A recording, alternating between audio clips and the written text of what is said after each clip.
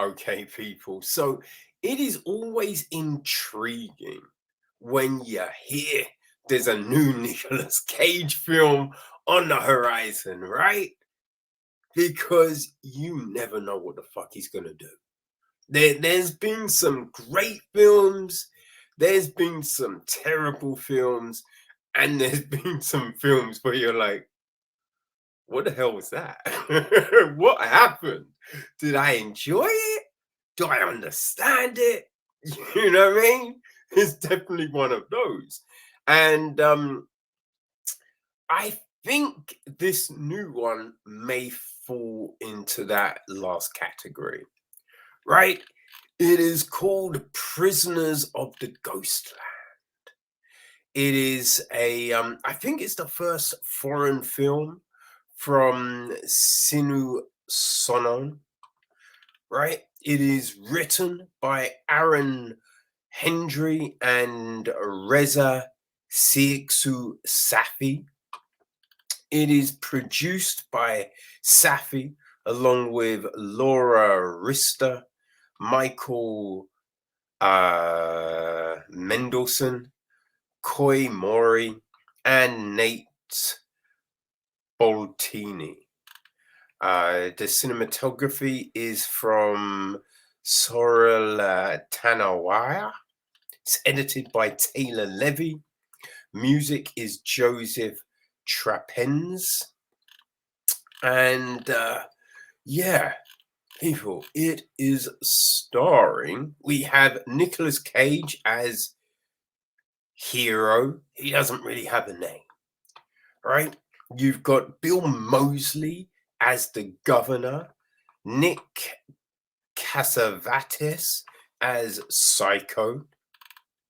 We got Sofia Boutella as Bernice. Maya Karaz plays a younger Bernice. We've got Tak Sakaguchi as Yazuri. Charles Glover as Enoch. Young Diaz as Ratman. Cici Zoe as Chimera. Louise Kotara as Curie. Tetsu Watanabe as Nabe. Takato Yonameto as Sheriff Takato. Matthew Chorik as Sheriff Matthew. Yuzuka Nakaya as Susie. Lorena Koto as Stella. Karana Nawata as Nancy. And Isla is Bernice's mother in the piece. Okay, so what is this crazy goddamn film about? Well, it is set in the treacherous frontier city of Samurai Town, where a ruthless bank robber is sprung from jail by a wealthy warlord called the Governor, whose adopted granddaughter Bernice has gone missing.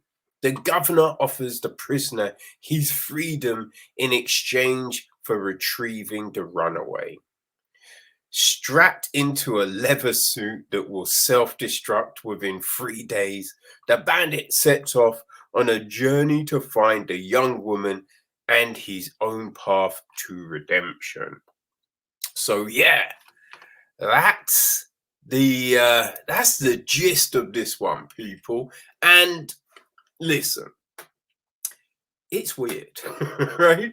It starts off and like we well,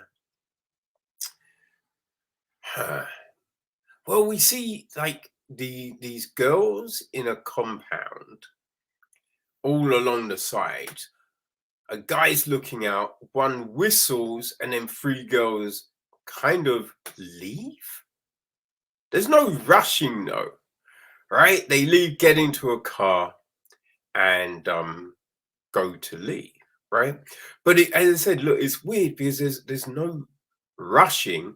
Though, and everyone's making noise. You know what I mean? Like the whistling, it's not a silent signal. You know what I mean? Then all the girls at the side are clapping and making noise. These girls leave, and you're thinking, well, I mean, you know what I mean? The dude watching, how the fuck is he not hearing this? But yeah, they go.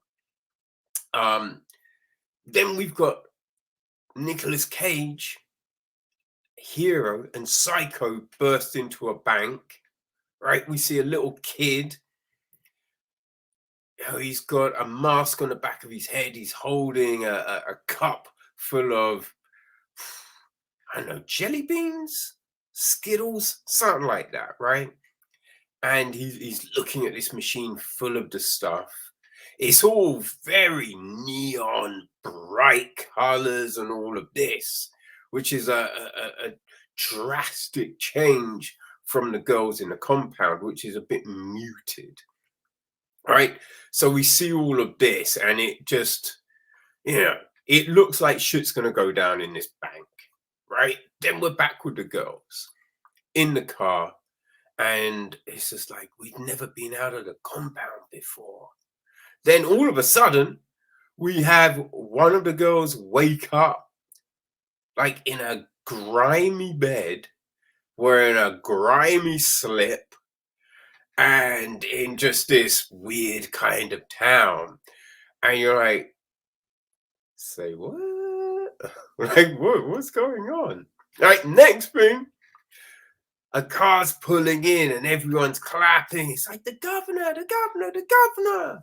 Right? They drag Hero out of a jail, and he talks with the governor. Right? It's all a little bit goofy with everything, like people jumping around, and like you've got some guys dressed as samurai, some guys dressed as cowboys. It's a little odd. It's a little odd. And we get this back and forth. And we then find out, right? The governor, his granddaughter has gone missing, he says. Right? So he's telling Cage, Hero, hey, you find her and I'll set you free. Gives him clothes, right? Which he it's this leather jumpsuit, which he kind of puts on but doesn't do up. And the governor's like, oh, you should do it up. Which, firstly, that should be a little bit of a, why do you care? Right? The other thing is, when you put this thing on, surely you would feel, right, certain heaviness and certain things about this suit. Doesn't happen.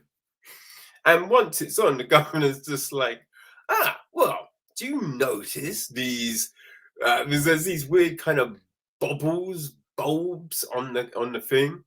And once he does it up, it kind of click, click, and these things light up. And he's just like, well, they're explosives, right? So there's ones on the arm, there's two on the arms, two on the neck here, and then two on his nuts, right in the groin region.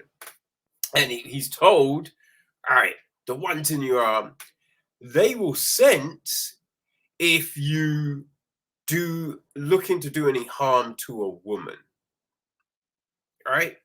The ones in the groin, they're like, that is for, if you try anything off key.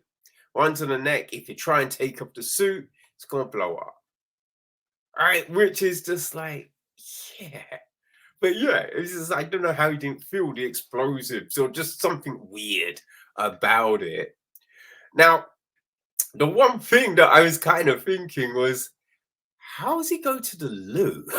You know what I mean? You can't take the suit off, right? In the groin area, it's got the explosives. So it's, how do you go to the loo, right? And the other thing, a lot of times you wake up in a, you know, you wake up with a certain feeling. You feel me? Which would kind of mean that shit's blowing up. I mean, your groin is just blowing up every fucking morning. You're like that. That there needs to be a counter for that. You know what I'm saying? And he's been in jail for a long time.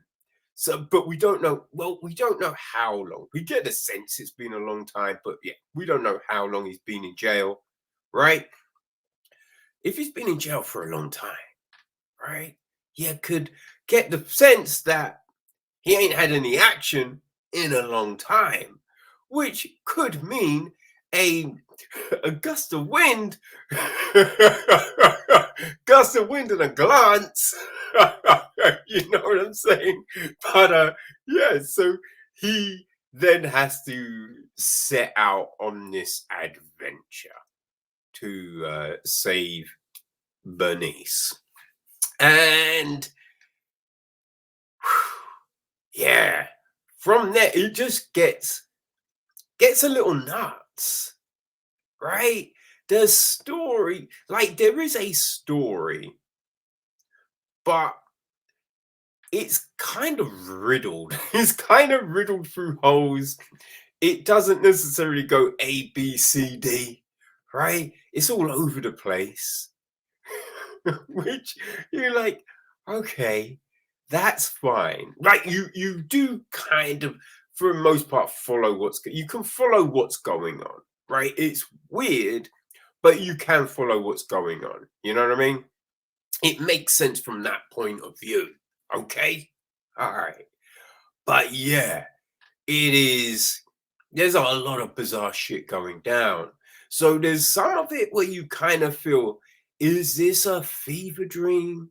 Is that something that's happening or isn't it's not happening? There's things that you'd be like, okay, yeah, that's obviously a dream.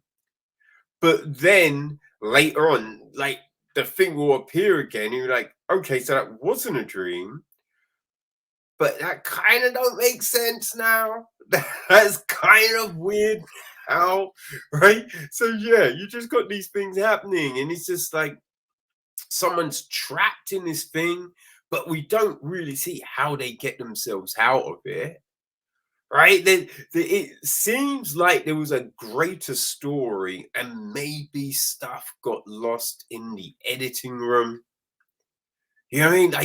I kind of get the sense that there could be that, right? Because there are some things where you're just like, now it doesn't quite add up, right? Stuff goes down that it's a bit weird.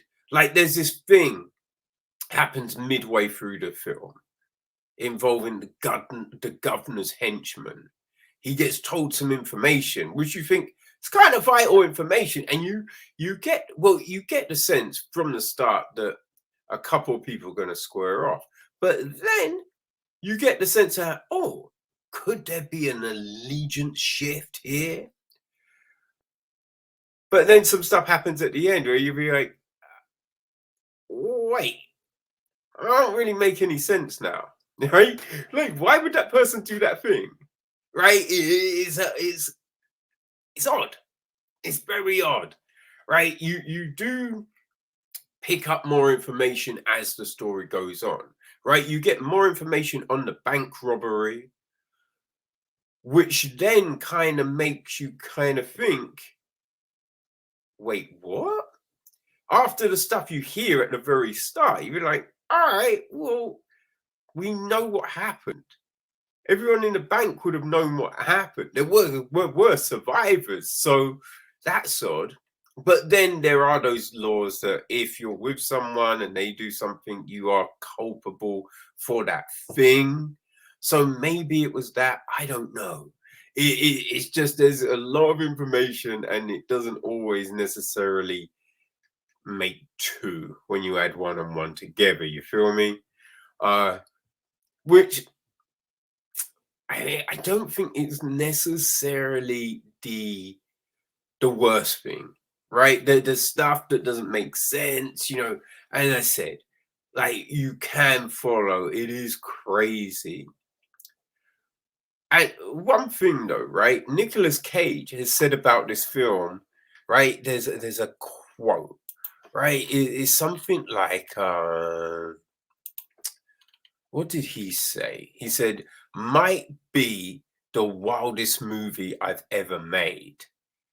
Which, I mean, that's an interesting statement when you think about the shit Nicolas Cage has made. You know what I mean? Like all the films he has made, and he's like, oh, this might be the craziest thing I've ever made. You'd be like, really? Is that what you're saying?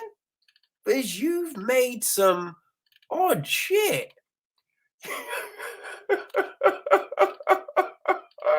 You know what I mean? When you think about all the things, like Wild at Heart was weird. Raising Arizona were weird, but they were, but just not the weirdest things. You know, Bring Out the Dead was just, oh, I mean, it's very good, but just like, oh, it's so depressing.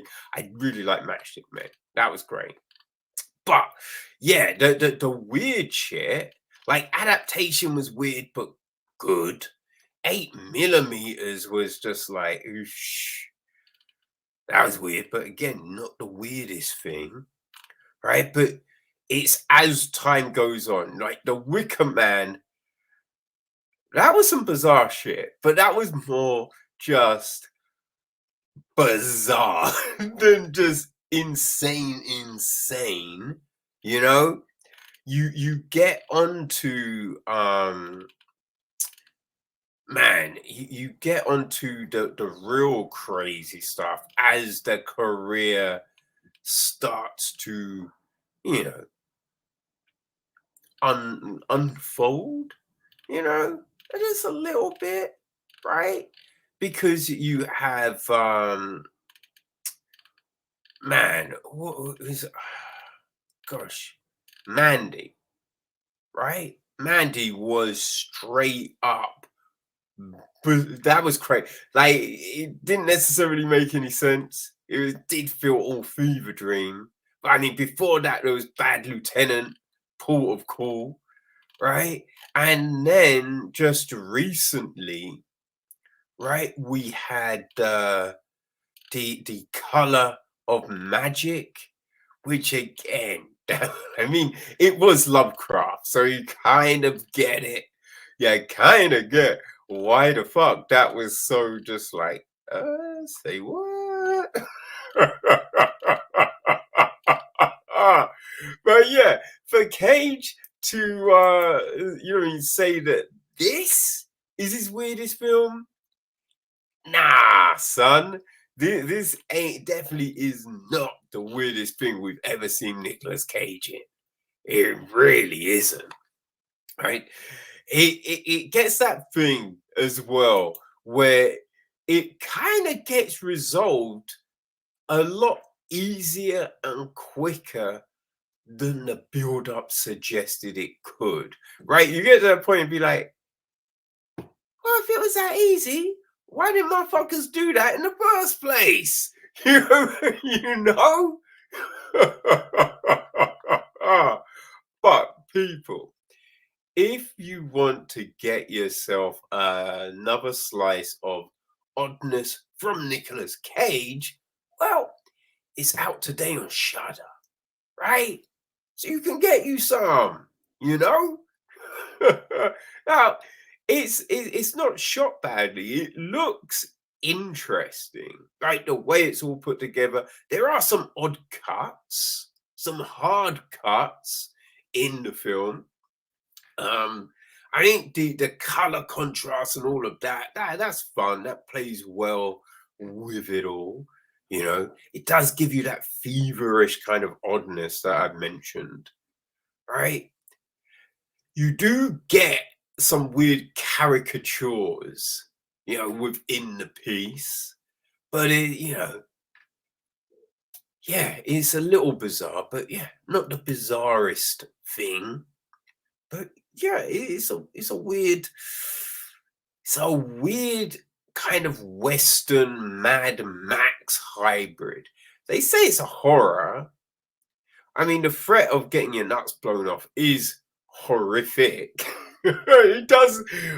As soon as they say that bit in the film, you do be like, oh, you know what I mean? You want to grab your nuts and be like, oh no. But yeah, I wouldn't say it's a horror per se. But yeah, people, if you've got your Shudder account, go check it out if you're a big fan of Nicolas Cage and the odd shit that he does. All right.